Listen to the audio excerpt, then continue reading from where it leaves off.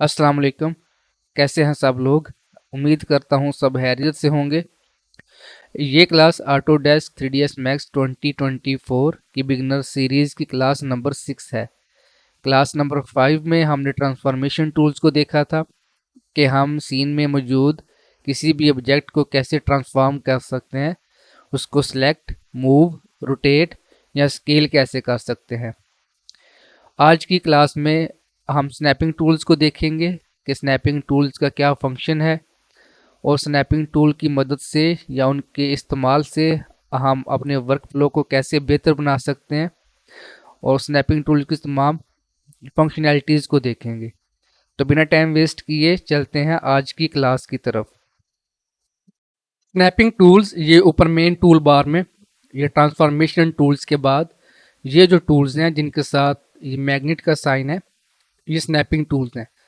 ये 4 snapping tools हैं: snap toggle, angle snap toggle, percentage snap toggle और spinner snap toggle. हम इन सब ऑप्शंस को देखेंगे। सबसे पहले हम देखते हैं स्नैप टॉगल को। उसके लिए मैं 2 ऑब्जेक्ट क्रिएट कर लेता हूँ।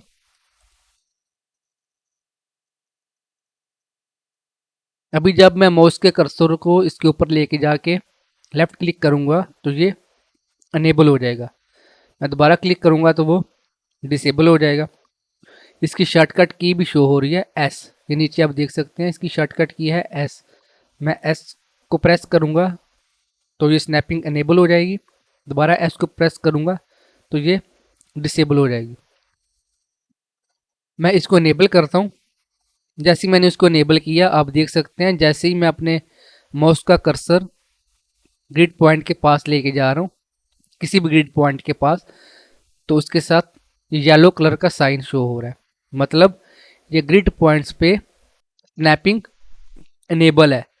और अगर मैं अपने किसी ऑब्जेक्ट को सिलेक्ट करके उसके वर्टेक्स पे या सेगमेंट की तरफ लेके जा रहा हूँ तो स्नैपिंग इनेबल नहीं हो रही। इसका मतलब है कि ऑब्जेक्ट के किसी पॉइंट के लिए स्नैपिंग इनेबल नहीं है अभी।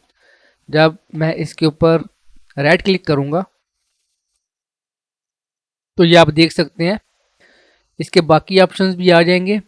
सबसे पहले हम ये देखते हैं कि इधर स्टैंडर्ड सिलेक्टेड है। ये बाकी ऑप्शंस भी हैं लेकिन हम स्टैंडर्ड ही यूज़ करेंगे।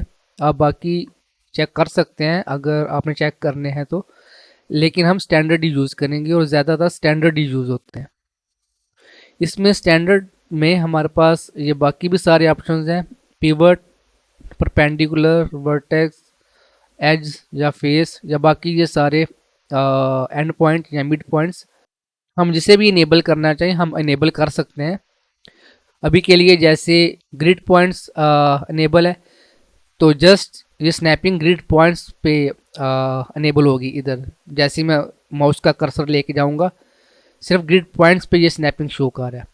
अगर मैं ये वर्टेक्स ऑन करता हूँ, अभी अगर मैं अपने माउस का कर्सर इस पॉइंट पे लेके जाऊंगा जिधर इस ऑब्जेक्ट का वर्टेक्स है तो ये मुझे साइन शो हो रहा है इसके साथ येलो कलर का क्रॉसिंग का साइन कि इधर ये स्नैपिंग इनेबल है।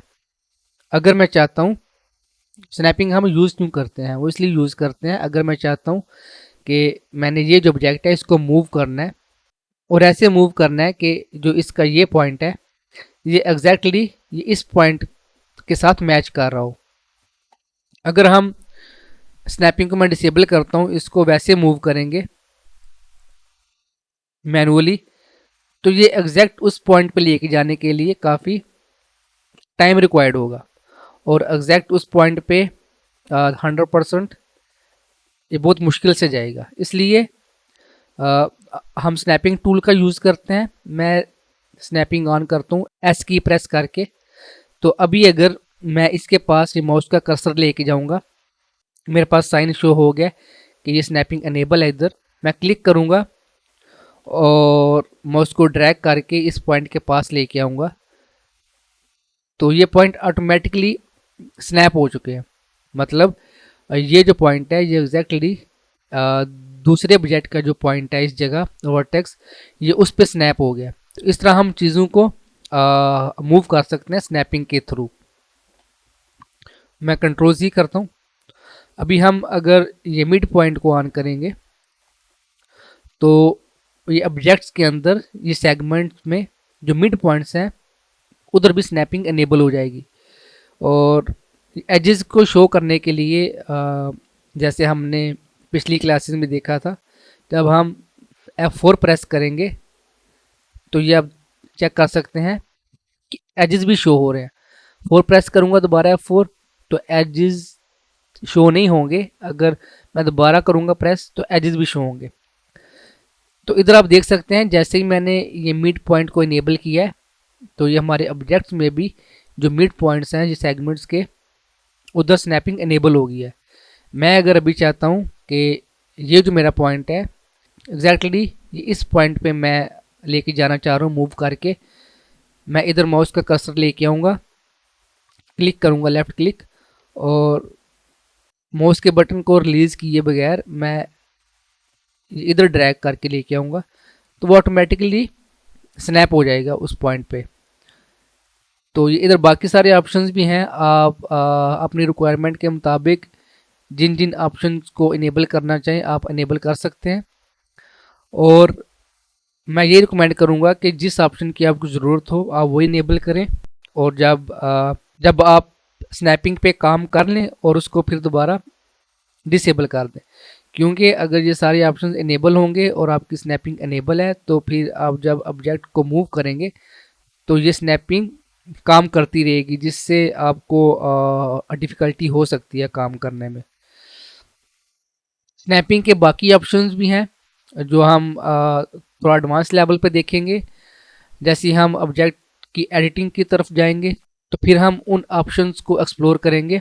अभी के लिए मैं ये ग्रिड पॉइंट्स को ऑफ कर देता हूँ, ये मिड पॉइंट्स को ऑफ कर देता हूँ।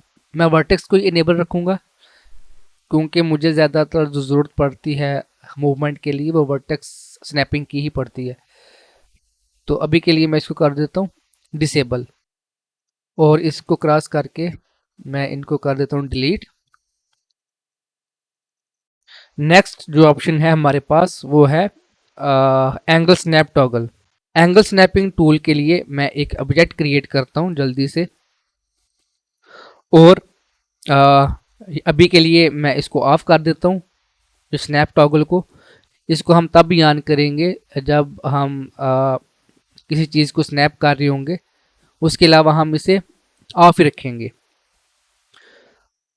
इसको इनेबल करने के लिए माउस का कर्सर इधर ले जाके मैं लेफ़्ट क्लिक करूँगा तो ये इनेबल हो जाएगा। ये आपको शो कर रहा है, इसकी शॉर्टकट की है ए। अगर ये इनेबल है तो मैं जब ए प्रेस करूँगा तो ये डिसेबल हो जाएगा, अगर डिसेबल है तो मैं ए प्रेस करूँगा तो ये इनेबल हो जाएगा। मैं अभी के लिए इसको डिसेबल रखता हूँ। मैं इस ऑब्जेक्ट को रोटेट करता हूँ जी एक्सिस के गिर्द, तो ये आप देख सकते हैं ये ऊपर वैल्यू शो हो रही है कि ये ऑब्जेक्ट सिलेक्टेड एक्सिस के गिर्द इतने डिग्री रोटेट हो रहा है। और अगर ये आप देखें इसके आगे ये पॉइंट्स में भी वैल्यू है, ये वैल्यू पॉइंट्स में भी शो कर रहा है।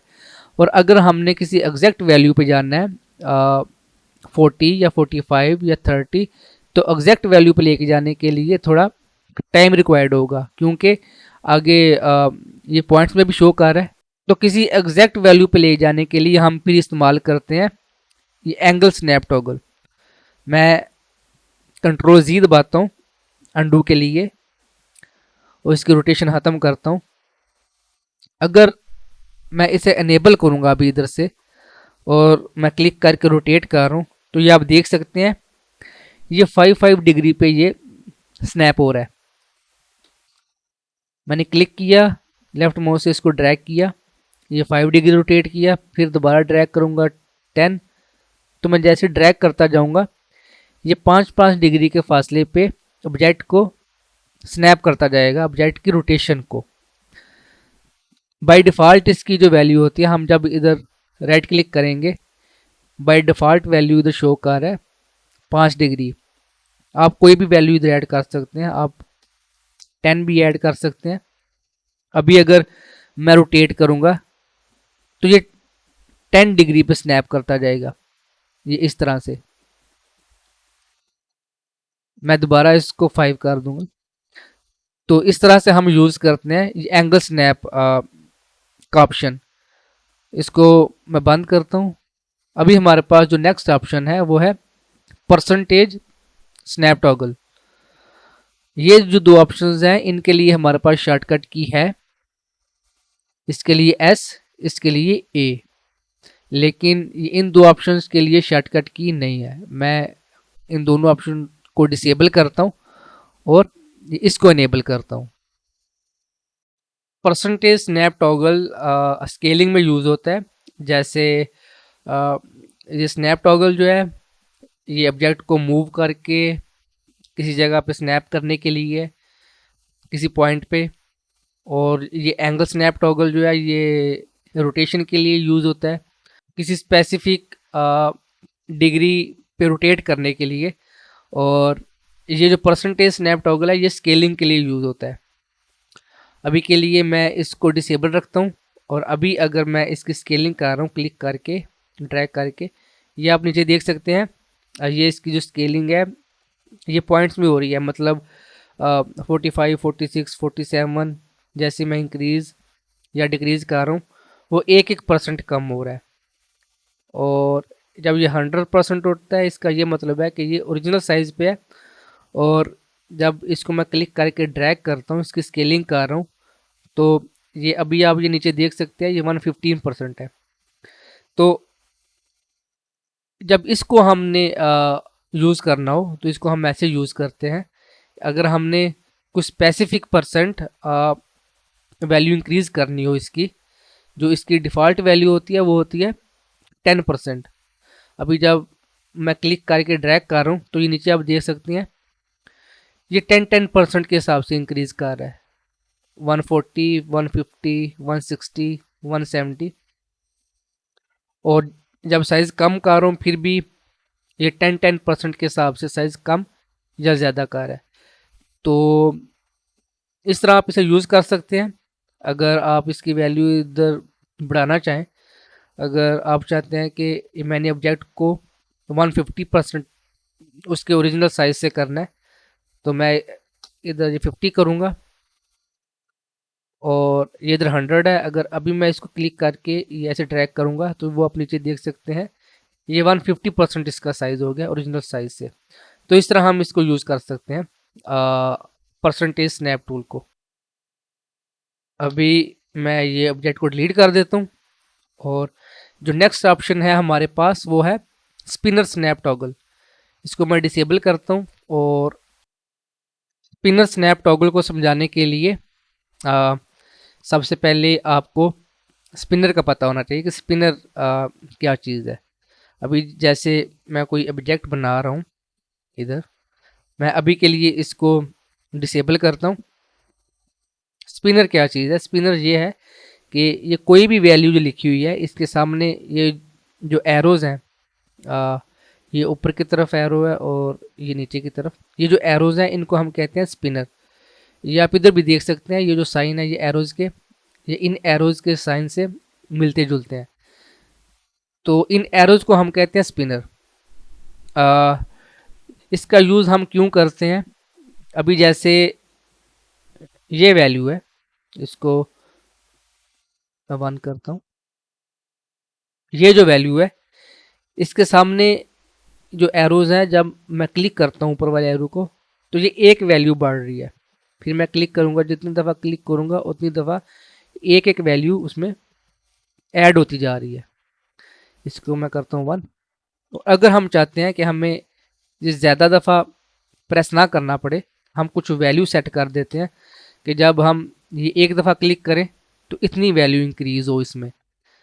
इसको जब मैं इनेबल करूँगा, इसके ऊपर राइट क्लिक करूँगा तो ये स्पिनर की स्नैपिंग की ऑप्शन है इधर।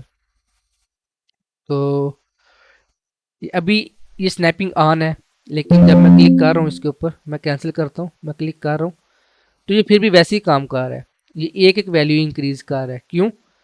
क्योंकि जो इधर ये सेटिंग में जो डिफ़ॉल्ट वैल्यू है वो एक दी गई हुई है। इसको मैं करता हूँ 5, मैं ओके कर देता हूँ।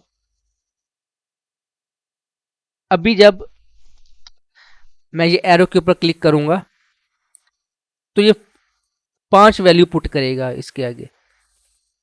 मैं जितनी दफ़ा क्लिक करूँगा वो 5 का इजाफा करता रहेगा इस वैल्यूज़ पे। ये जो वैल्यू है इधर भी मैं क्लिक करता हूँ ये एरो के ऊपर, मैंने क्लिक किया ये 105 हो गया, फिर मैंने क्लिक किया ये 110 हो गया, फिर क्लिक किया 115। तो अगर ये डिसेबल होगा फिर मैं क्लिक करूँगा तो ये आप चेक कर सकते हैं ये पॉइंट्स में वैल्यू इंक्रीज़ कर रहा है 0.1 0.2 0.3। लेकिन जब ये इनेबल होगा फिर मैं क्लिक करूँगा तो ये 5 वैल्यू पुट कर रहा है उसके अंदर। तो इसलिए हम ये यूज़ करते हैं स्पिनर स्नैप टॉगल। इसमें परसेंटेज स्नैप टॉगल और ये स्पिनर स्नैप टॉगल इनका इतना यूज़ नहीं होता, लेकिन ये बाकी स्नैप्स का हम यूज़ करते रहते हैं और इनका यूज़ काफ़ी कम होता है। लेकिन ये ऑप्शन हमारे पास है, अगर हम यूज़ करना चाहें तो इसको हम यूज़ कर सकते हैं। तो आज की क्लास में हमने स्नैपिंग टूल्स को देखा है और उम्मीद करता हूँ आपको समझ आई होगी। अगर आपको किसी बात की समझ नहीं आई या आपके ज़हन में कोई क्वेश्चन है तो आप कमेंट सेक्शन में पूछ सकते हैं। इंशाल्लाह हम मिलते हैं नेक्स्ट क्लास में, तब तक के लिए खुदा हाफिज़।